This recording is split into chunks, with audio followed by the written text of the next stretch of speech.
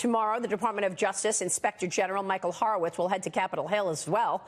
He'll be answering questions about the IG report on the Clinton email investigation. He will first face members of the Senate Judiciary Committee, and then on Tuesday, he'll return to Capitol Hill for the joint hearing to address members of both the House Judiciary and Oversight Committees. My next guest will be one of the first people to ask Inspector Horowitz about his findings. Republican Congressman John Ratcliffe of Texas sits on both the House Judiciary and the Homeland Security Committees and is a former federal prosecutor. Congressman, it's great to see you this morning. Thanks so much for joining us.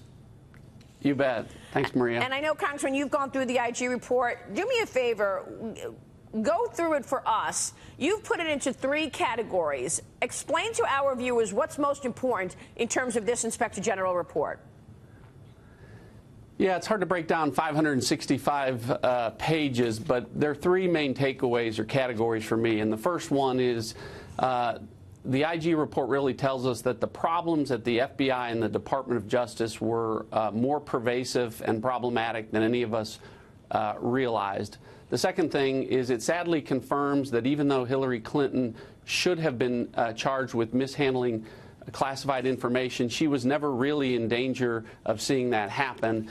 And finally, the Inspector General report really provides a factual basis to call into question the legitimacy of all of the actions taken, all of the decisions made, and all of the evidence gathered in the first 9 months of the Trump-Russia investigation based on who was in charge of that investigation. Yep, that's a very good compilation of the three areas that we want to focus on. That first one was the FBI and the DOJ. And here you said it was much more pervasive than any of us thought. The animus against Donald Trump really came through in some of these texts. I point your attention to the text of August 8th, 2016, between Lisa Page and Peter Strzok, when she says Trump is not ever going to become president, right? Peter Strzok says, no, he won't. We will stop it. Interesting to note that Peter Strzok was put in charge of the Trump-Russia collusion case on July 31, 2016. 8 days later, August 8th, he says, we will stop it. 4 days later, another text. We need an insurance policy so that Trump doesn't become president. Is that the kind of animus you're referring to? Yeah, and it's not limited to Peter Strzok, although I will say I don't know that the FBI could have chosen anyone worse to lead the Trump-Russia investigation. Had they picked Hillary Clinton to lead that investigation, I don't know that the level of animus or bias or prejudice against Donald Trump would have been any higher.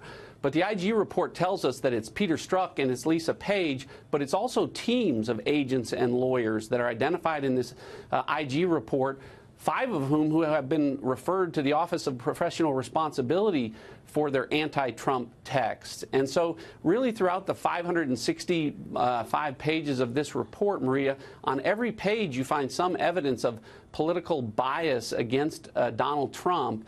And that really calls into question the work that was done here with respect to the 2 highest profile investigations in recent times, both the Hillary Clinton email investigation and the Trump-Russia investigation that became the special counsel matter. You know, if anybody has given us a window into how the rank and file or some of the leadership certainly felt about Donald Trump, it's Peter Strzok with his text. I mean, that has been incredibly revealing. Why does he still work there? How is it possible that he still has a job at the FBI? I know he was demoted, but still. I can offer you no explanation for that. I would hope that Director Wray would care enough about the 13,000 folks at the FBI that instead of just offering platitudes about how great an organization it is, would defend those 13,000 by holding accountable agents like Peter Strzok and others who, tarnish the badge that the 13,000 other agents hold. And to me, there's no excuse for him to be employed at the FBI at this point in time. I would hope that both Director Wray at the FBI and Rod Rosenstein at the Department of Justice would be asking and taking the hard stances and questions that they need to defend their people and their institutions and hold them accountable. They should be asking tougher questions than members of Congress are asking.